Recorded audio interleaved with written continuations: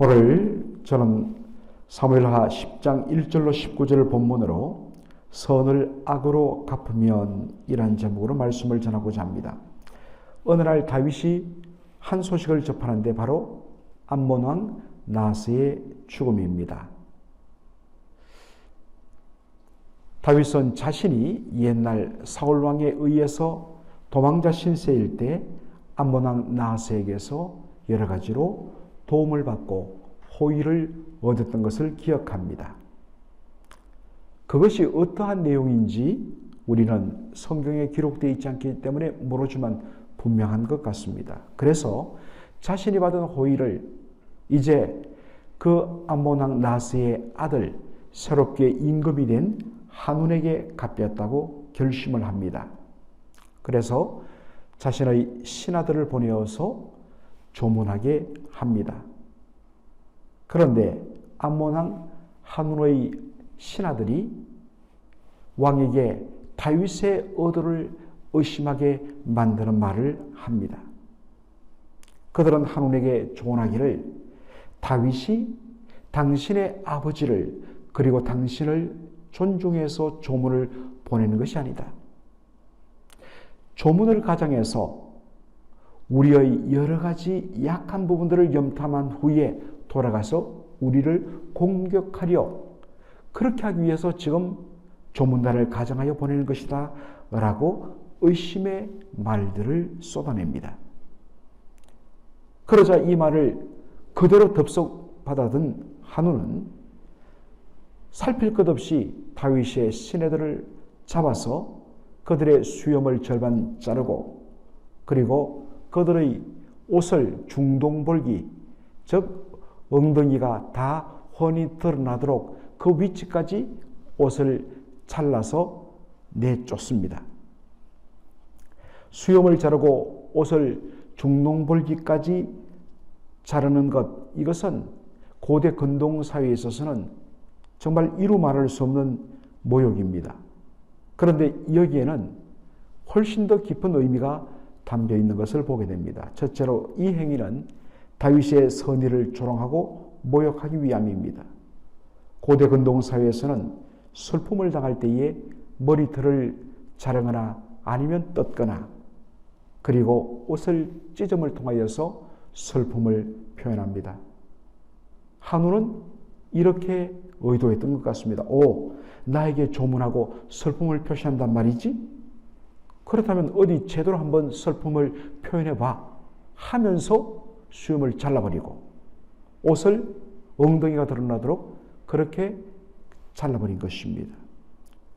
정말 선의를 완전히 모욕하고 조롱해버린 것입니다. 여러분, 내가 뭔가 상대방에게 진심으로 그렇게 말을 하고 진심으로 그렇게 호의를 베풀었는데 그것을 오히려 조롱해버리는 얼마나 고통스러운 일이겠습니까? 얼마나 분노하는 일이겠습니까? 둘째, 이 행위는 한 걸음 더 나아가 어떤 의미에서는 이스라엘의 정체성을 건드리는 그러한 모독으로 우리가 볼 수 있습니다. 레위기 19장 27절에 보면 수염 끝을 손상치 말라. 왜냐하면 그 당시 이방 세계 사람들은 어떤 면에서는 수염 이 끝을 그렇게 자르고 손상함을 통하여서 자신들의 어떤 정체성을 드러냈습니다. 반면에 하나님께서는 이스라엘 백성들은 수염 끝을 자르지 말라, 손상치 말라고 말씀합니다. 따라서 수염을 자르는 것은 단순한 남성에 대한 어떤 모독뿐만 아니라 이스라엘 정체성에 대한 훼손입니다. 너 이스라엘 백성 아니지? 하나님 백성 아니지? 라는 의미란 것입니다.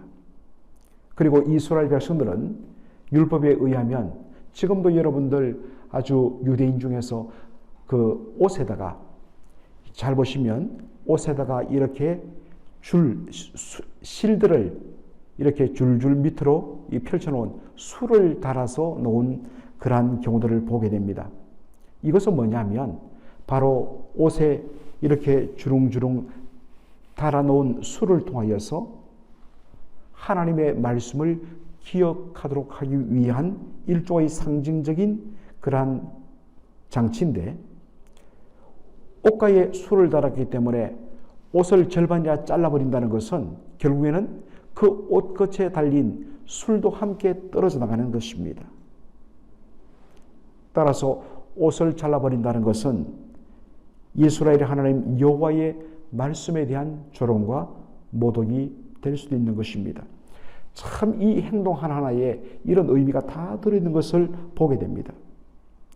여기서 우리가 한 가지 살펴볼 것은 왜 암몬 신하들이 그리고 암몬 왕 한운이 이렇게 했는가 하는 것입니다. 1차적으로는 신하들의 잘못된 억측 때문입니다. 분명 다윗이 사신을 보내는 것은 문자 그대로 한운의 아버지 나하스에게 받은 그 사랑과 그 은혜를 고마워서 그 아들에게 되갚기 위한 순수한 의도였습니다. 그런데 이것을 오해하여 우리를 정탐하기 위해서 사람을 스파이를 보냈다고 하는 등 말도 안 되는 조언들을 왕에게 쏟아낸 것입니다. 2차적으로는 암몬 왕 한운의 어리석음에 있습니다. 지도자는 수많은 어떤 정보들이 들어올 때에 그 속에는 바른 것도 있지만 어떤 의미에서는 거의 한 7, 80%는 사실 잘못되거나 아니면 오해해서 들어온 그릇된 정보들이 훨씬 더 많습니다. 그렇다면 그 수많은 내용들에 대하여 올바르게 분별하고 판단하는 지혜가 필요합니다. 그래서 하나님께 지혜와 총명을 구하라. 이 총명이란 것은 바로 판단력, 분별력을 뜻합니다. 그런데 정상적으로 보면 신하들의 말은 말이 안 됩니다. 다윗과 자신의 선왕인 나하스의 관계를 봤을 때, 그리고 다윗의 성품을 봤을 때 절대로 뒤통수 칠 사람이 아니란 것, 그 정도는 알아야죠. 그런데 신하들의 잘못된 그러한 조언을 구별하지 않고 덥석 받아들이는 것, 이것이 결국에는 나중에 보겠지만 암몬의 나라가 완전히 무너지게 만드는 무서운 첫발걸음이 된 것을 보게 됩니다. 성도 여러분, 우리가 어떠한 것을 판단할 때 아무 말이나 쉽게 그냥 받아들이고 믿어서는 안 됩니다. 그 사람을 믿지 말라는 것이 아닙니다. 사랑하지만 그 사람이 말한 부분에 대하여 반드시 분별할 필요가 있다는 것입니다. 특별히 한 사람의 정언에 대하여 성경은 그 정언을 신뢰하지 말 것을 말합니다. 그것만 붙들고 판단하지 말라는 것입니다. 반드시 두세 사람의 정인이 요구됩니다. 그리고 과연 그것이 진짜 그런가 하는 마음으로 면밀히 살펴야 됩니다. 그리고 자문해 보면 반드시 어떠한 말이 나왔을 때 그 당사자 상대방의 말도 함께, 양자의 말을 함께 들어서 분별해야 되지, 한쪽의 이야기만 듣고 덥석하다 보면 나중에 부끄러움을 당한다고 자문은 말합니다. 이것이 오늘 우리에게 주는 교훈일 것입니다. 다윗을 분노하게 만든 암몬의 한운 왕은 사실은 자신 스스로는 다윗의 군대를 감당할 수 있는 힘이 없었습니다. 그래서 어떡합니까? 많은 돈을 들어서 저 북쪽의 아람 군대를 용병으로 불러옵니다. 그런데 오늘 보니까 낯익은 이름이 나옵니다. 바로 소바의 하닷 에셀, 우리가 지난 토요 새벽에 봤던 사무엘하 8장에 나오는 그 인물입니다. 그는 저 북쪽 유브라데 강가에 있는 하마당 도의를 치러 올라가다가 이 소식을 듣고 다윗이 하마당 도의를 구하기 위하여 군대를 보내어갖고 소바왕 하닷 에셀을 완전 경멸합니다. 그래서 큰 패배를 다윗에 의해서 당하게 되죠. 그래서 절치부심, 언젠가는 한번 내가 다윗의 뒤통수를 치리라 마음먹고 있었는데 저 남쪽에 암몬 왕 한온이 돈을 보내면서 군대를 빌려달라고 말합니다. 옳거니 이때다 싶어갖고 다윗의 안가방하기 위해서 한온의 부름에 한 걸음에 달려옵니다. 그래서 오늘 본문에 보면 암몬 군대는 이 라파성, 자신들의 성인 라파성 그 앞에 진지를 구축하여서 이스라엘의 군대를 기다리고 있고, 반면에 이 아람의 용병 부대는 들판에 매복해 있었습니다. 이것을 모르고 요압이 이끄는 이스라엘 군대가 라파성을 향하여 오다가 그만 앞과 뒤 완전히 포위를 당하게 됩니다. 그럴 때 다윗의 군대 장관 요압이 이스라엘 군대를 둘로 나눕니다. 흥미로운 것은 이 말씀을 잘 보면 자신은 아람 군대를 담당하겠다고 말합니다. 그리고 자신의 동생 아비새는 바로 암몬 군대를 담당하라고 말합니다. 사실은 규모 면에서나 전투력 면에서 용병으로 사온 아람 군대가 훨씬 더 강합니다. 그런데 요압은 자신이 더 강하고 힘든 그러한 쪽을 담당합니다. 그리고 그 자신이 담당한 것보다 조금 덜 힘든 바로 암몬 군대를 자신의 동생에게 맡기는 부분을 보게 됩니다. 이것을 보면서 창세기 13장에는 아브라함의 모습이 떠올랐습니다. 아브라함과 조카 롯 각각 큰 재산을 갖고 있어서 함께 같은 지역에서 함께 생활하고 함께 그렇게 경영하는 것이 너무나 어려운 것을 알았습니다. 그럴 때에 아브라함이 자신의 조카 롯에게 뭐라고 이야기합니까? 너에게 먼저 선택권을 주겠다. 네가 오른쪽을 택하면 나는 왼쪽을 택할 것이고 너가 왼쪽을 택하면 나는 오른쪽을 택하겠다. 너에게 우선권을 주겠다. 그랬더니 조카 롯이 그냥 이때다 싶어갖고 눈에 보이는 가장 좋은 땅, 정말 물이 풍성한, 들판까지 물이 풍성한 그 땅으로 가는데 거기에 바로 소돔과 고모라였습니다. 오히려 그것이 무너짐의 시작이었죠. 어쨌든 간에 바로 어떤 의미에서는 훨씬 더 힘든 것은 자신이 맡고 훨씬 더 좋은 것은 상대방에게 배려하는 이러한 You first, after me. 이 자세가 참으로 우리의 신앙생활에도 필요하다는 것입니다. 예수 믿는 사람들, 믿음의 사람들은 힘든 것은 내가 감당하고 정말 훨씬 더 유리하고 좋은 것은 형제들, 연약한 형제들에게 먼저 내어주는 것.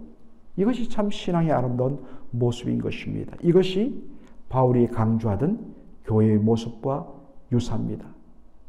로마서 15장을 보면 사도 바울이 로마 교회 안에 믿음이 강한 자들과 믿음이 연약한 자들 가운데 분쟁이 일어났을 때에 이렇게 권면한 것을 보게 됩니다. 15장 1절에 우리 강한 자가 마땅히 연약한 자의 약점을 담당하고 자기를 기쁘게 하지 아니할 것이라. 하나님이 왜 우리에게 남들보다 좀 더 힘을 주시고 좀 더 강함을 주셨는가? 그것을 통하여 자기 성취, 자기 만족, 자기를 기쁘게 만들기 위하여서 더 주신 것이 아니란 것입니다. 하나님 주신 그 강함을 가지고 연약한 자의 약점을 담당하고 대신 짊어지도록 하는 것, 이것이 바로 주님의 몸된 교회의 모습인 것입니다. 오늘 이 말씀을 통하여서 다시 한 번 더 우리가 모든 일들을 행함에 있어서 우리에게 쏟아지는 오늘 얼마나 많은 정보들이 있습니까?